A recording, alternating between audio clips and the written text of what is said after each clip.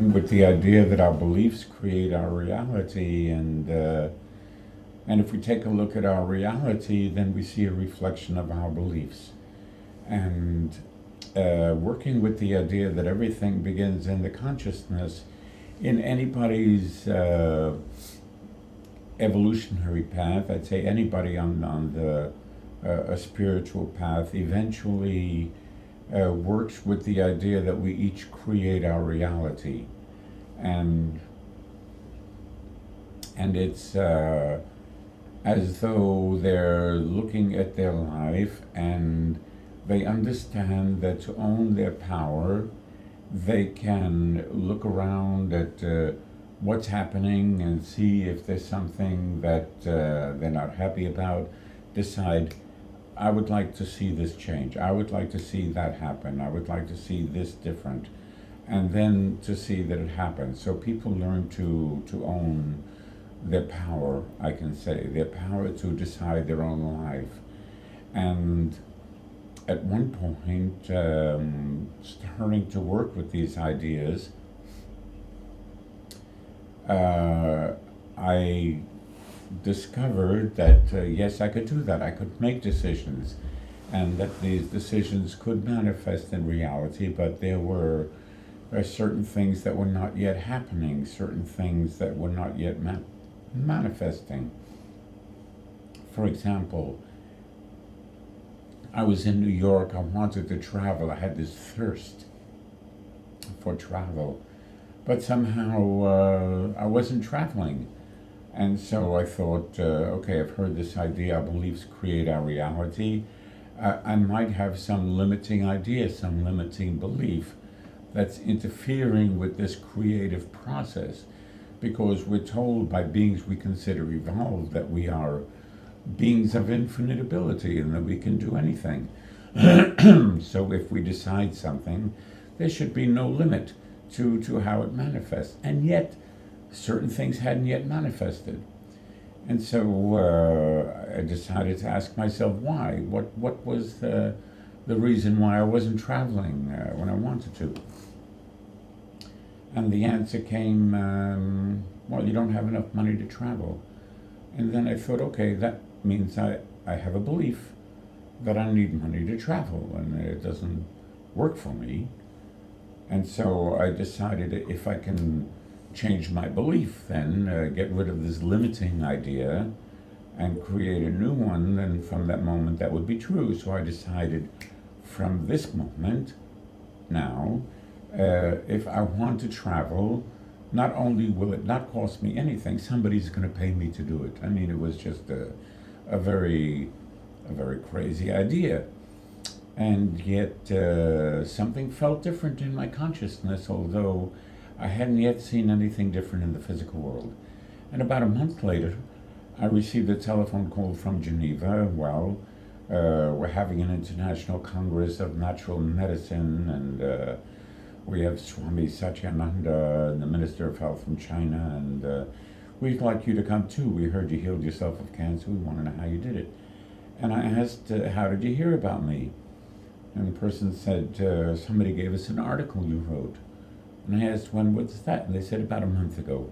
So when I made this decision, things began to happen differently in the physical world, and in accord with the new decision, in accord with the new belief. And so I see how people live according to their beliefs, according to the limits they set, and if people believe they need to live a compromise, they live a compromise. If people believe they can have everything they want, somehow they work out having everything they want, and it's going beyond the limits. And people who are working with alpha techniques, with affirmation, with visualization, with positive thinking, they're working with the idea that our consciousness is like a computer, and it can be programmed, and in fact we have allowed it to be programmed.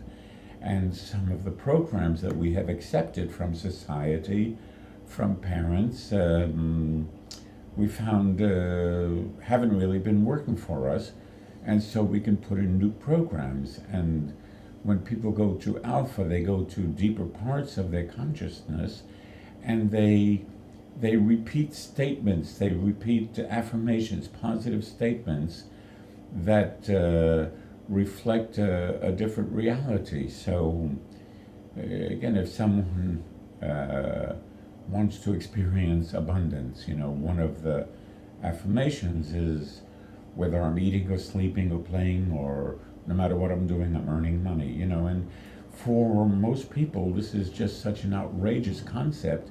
How can that be? Because they associate what they're doing in any moment to earn money with the creative process of earning money, instead of understanding that somehow things are moving in a certain way, and somewhere in the world somebody is enrolling in a class, buying a poster, a CD, and it doesn't matter what I'm doing, I'm earning money.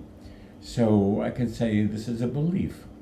We can have beliefs that limit us, and we can have beliefs that put back the limits. And again, if we're listening to beings that we consider evolved, and they're telling us we're unlimited, if we consider them evolved, we have to consider they might be right. And if we're really unlimited, then any thought, any belief, any concept that limits us is by its nature invalid and can be replaced with another idea, another belief, another concept that more reflects the unlimited nature of our being. So while we're told we're beings without limits, we're told that we can do anything, we're told that we are just unlimited, most people are not living that kind of life because of the way they have been limiting themselves with their thoughts, with the words that they use, with the way they talk to themselves, with their habits of speaking, where in my case I had to go beyond self-imposed limits to do this thing that people were considering impossible. And so I thought of how many times I use the word can't. And every time we use the word can't, we're reinforcing the idea that we're limited. And we use it in everyday speaking. I can't hear you instead of I don't hear you. I can't understand what you're saying instead of I don't understand. I can't stand that instead of I don't like that.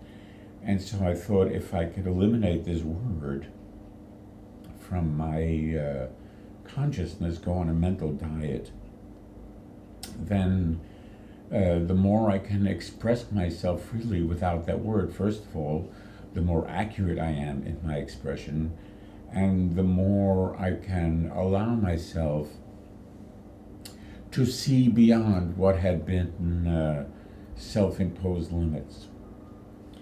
One of the early books that was important to me was Programming and Metaprogramming in the Human Biocomputer.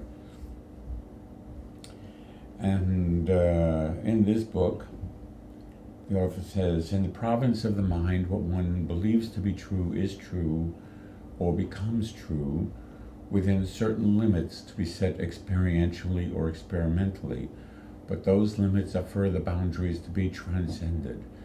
In the province of the mind, there are no limits. And so, for me, if I am accepting this as a truth, then I want to experience directly more and more of that truth by changing my way of thinking, by changing my way of speaking. Et voilà.